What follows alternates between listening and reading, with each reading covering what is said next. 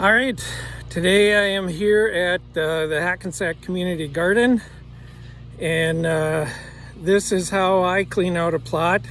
No chemicals. It's all full of quack grass. It's got a little PI, poison ivy, which I found out last week. I'm all full of it, which is why I'm in long sleeves and pants. I'll probably edit that out. Anyways, yeah, it's take the broadfork and go through the grass, shake all the soil and the worms out, and take the quackgrass roots out. So here's what it looks like. So there's my little batch of quackgrass. That's what's done. This is what's left to do. And this is the Treadlite broadfork.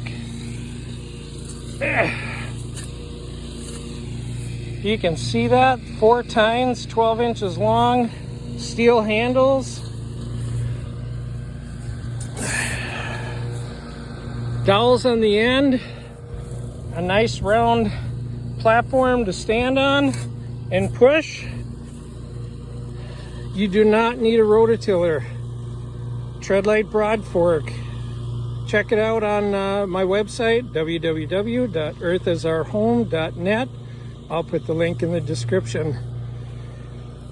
That's the tool of the future, not fossil fuels and big expensive equipment.